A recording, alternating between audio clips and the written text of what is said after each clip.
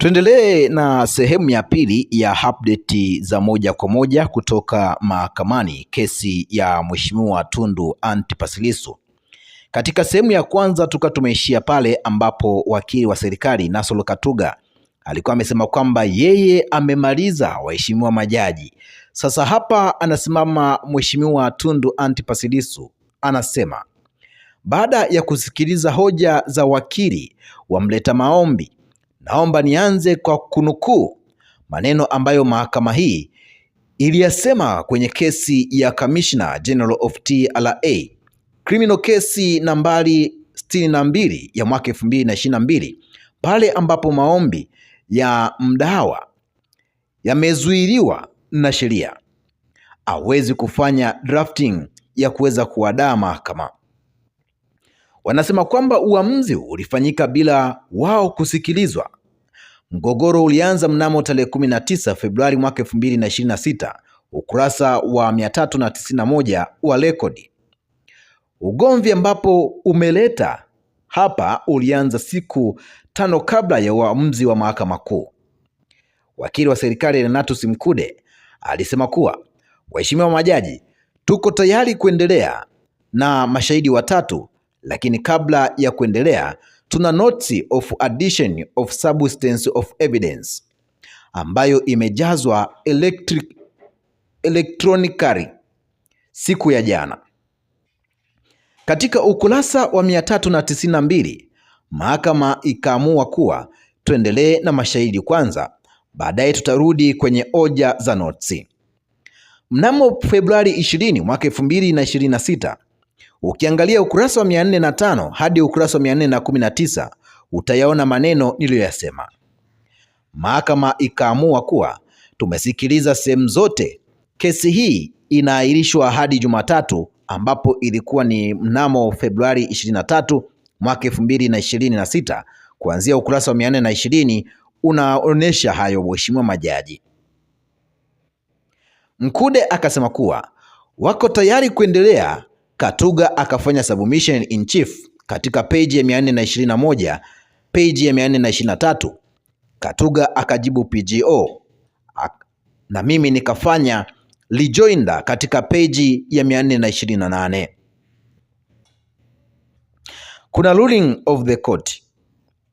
Baada ya submission ya Renatus Mkude, submission in chief ya Katuga, rejoinder yangu na re-examination in chief, ndipo mahakama ilitoa uamuzi. Kwenye rekodi hiyo yote, nguvu ya kusema kuwa hawakusikiliza wanaitoa wapi? Kwa sababu ya maombi haya leo ni siku ya 139, kesi haiendelei kwa sababu ya uongo wao kwamba hawakusikilizwa.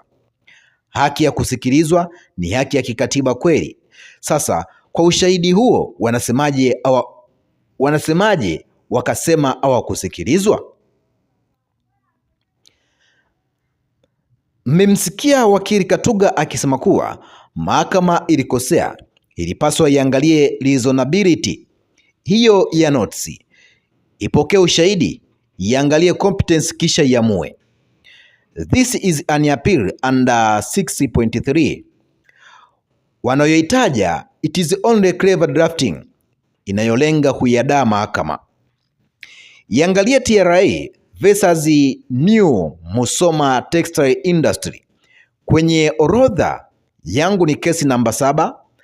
Hawaruhusiwi kuleta malalamiko kuhusiana na hiyo notice kwenye mahakama hii. Kifungu cha 6.3 cha AJA, mamlaka ya mahakama hiyo sio hiyo wanayoomba wao. Ukurasa wa 21 umeonyesha mjadala mpana wa ninachokisema. Sasa inamaliza huu mjadala. Hamwezi kuanza kuangalia hiki kilicholetwa ni kitu gani. Mnapaswa kutazama, je, huu uamuzi ni legal? Wanasema hawakusikilizwa. Mnaangalia kwenye rekodi. Je, ni kweli hawa watu hawakusikilizwa?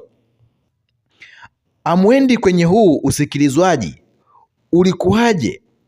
Mahakama hii haiangalii mambo superficial. Waheshimiwa majaji, mleta maombi alisikilizwa, hivyo ruling ya mahakama ni legal. imeandikwa na majaji wenye mamlaka baada ya kusikiliza pande zote, na hata kama hawafurahishwi wanapaswa kukubaliana nayo. Waheshimiwa majaji, waleta maombi hawana hoja yeyote ya maana on the base of this record. Katika kifungu cha 308 cha CPA imetajwa kwa lengo la kuweza kuwaalika mtengue kilichoamliwa na Mahakama Kuu, na waombeni msiende huko. Nitasema kwa kifupi sana juu ya kifungu cha 308 cha CPA na nini mahakama ilisema. Inakataa kuongezwa kwa ushahidi mpya, inadir na shahidi mpya tu. Inazungumzia ni katika mazingira gani shahidi ambaye hakutajwa kwenye committal proceedings anaweza kuongezwa kwenye trial. Mleta maombi hapa analeta ushahidi mpya wa shahidi ambaye ametajwa kwenye committal na sio shahidi mpya kama sheria inavyotaka. Anaendelea hapa Mheshimiwa Tundu Lissu kusema kwamba kwenye uamuzi huo hakuna sehemu ambayo mahakama imesema kuwa ushahidi huo haufai, bali imesema kuwa ushahidi mpya haufai kisheria. Hii clever drafting in order to avoid legal power. Kama wanataka kupinga uamuzi huo, wasubiri kesi iishe kisha wakapinge uamuzi huo. Mheshimiwa Tundu Lissu anasema kuwa, waheshimiwa majaji, naomba nimalizie kwa kusema yafuatayo. Maombi haya yameletwa kwa lengo moja tu, kurefusha mashauri na kuchelewesha kesi ya msingi ili mjibu maombi aendelee kukaa Ukonga gerezani. Leo ni siku ya 139, kesi haifanyiki na mimi nakaa gerezani. I'm completely innocent but I'm in prison kwa mwaka mzima na miezi mitatu. Katiba ya Jamhuri ya Muungano wa Tanzania article ya 59B4 inazungumzia mamlaka ya DPP kutokuchelewesha mwenendo wa mahakama, kuzuia Mahakama Kuu kuendelea na kesi kwa siku 139 kwa kuleta maombi ambayo wanajua kuwa hayana msingi wowote. Kama hii ni kutenda haki, then inabidi iweze kutafuta tafsiri nyingine ya neno la kutenda haki. Mamlaka ya DPP ni kuwezesha uamuzi wa haki wa haraka usiokuwa na gharama kubwa. Niko mahabusu muda wote huu. Je, hii ni haki? DPP na mawakili wake wamepuuza mamlaka ya kikatiba ya DPP kwa maneno yao wenyewe walishabakiza shahidi mmoja, lakini hajaendelea kwa siku 139 kwa sababu ya maombi haya. Mheshimiwa Lissu anasema kuwa ombi langu sio tu mahakama hii iyakatae maombi hayo, sio tu hilo. Maombi yangu mahakama ya rufani ina mamlaka ya kuweza kutoa amri ambazo zingetolewa na Mahakama Kuu. Kwa kutumia kifungu cha 367 cha kutaka mleta maombi anilipe fidia kwa kunifanya nikae gerezani kwa siku 139 bila kesi kuendelea kwa sababu ya maombi yake. Yakataeni haya maombi na mumwamuru DPP anilipe fidia kwa usumbufu wote alionifanyia. Mheshimiwa Tundu Lissu anasema kwamba ni hayo tu, waheshimiwa majaji Mheshimiwa majaji wa mahakama ya rufani. Anasimama wakili wa serikali hapa Nasolo Katuga anasema, tumeleta maombi yetu na tumeiomba mahakama hii tukufu kwamba tumenyimwa haki ya kusikilizwa kwenye huo ushahidi, tunaomba uongezwe. Ulikataliwa kabla ya kuweza kufika katika hiyo mahakama.